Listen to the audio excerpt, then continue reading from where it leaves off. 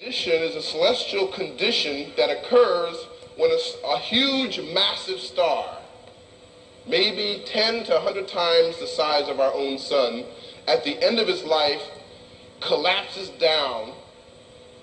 And in collapsing down, it collapses down so far that it gets to a place of such massive, unimaginable density and weight that it creates so much gravity that nothing can escape from it, not even light.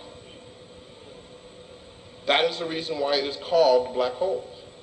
But you see what happens when it gets to that place. You see black holes all over the universe. In fact, our galaxy, at the center of our galaxy and other galaxies are black holes, and in fact, it is the black hole that makes our galaxy spin. It is a black hole that makes other galaxies spin. You see, and this is what you see, by the way, in ancient Kemet among the Dogon, is that they have this concept of things that spin and revolve and rotate. The Earth spins on its axis. The moon revolves around the Earth and spins on its axis. The Earth spins on its axis, revolves around the sun. The sun spins on its axis and revolves around the center of the galaxy. The galaxy spins on its axis and spins around the center of the cluster of galaxies to which it belongs. That cluster spins on its axis and revolves around a center around which the supercluster begins, so that everything spins, revolves, and rotates in a circular fashion.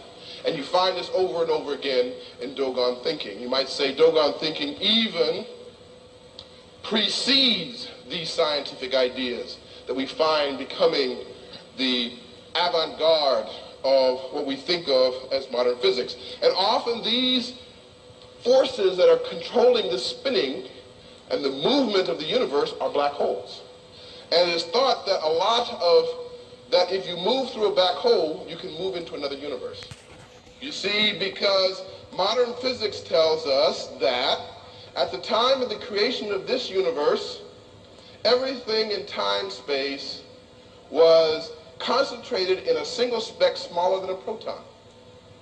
And then at the point of creation, everything exploded. And that is when creation began 15 billion years ago. But it exploded into more than one universe. Well, the Dogons say exactly the same thing.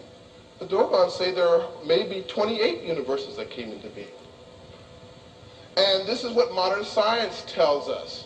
In fact, the Dogon have a word for it. They say these universes were superposed at the beginning of creation.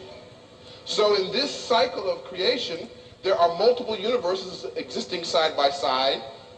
And the African philosophy tells us this, but you see, there have been other creations. And even after this universe is gone, because if it had a beginning, it must have an end, there will be other universes. The Dogon say this as well. So you can begin to see how what science is doing is finally catching up with African thought that is already tens of thousands of years old. So with that as a mere introduction to our subject, let us get into, as I say, the heart of darkness. Now we're going to do this, yes, let's go ahead and turn on the slides.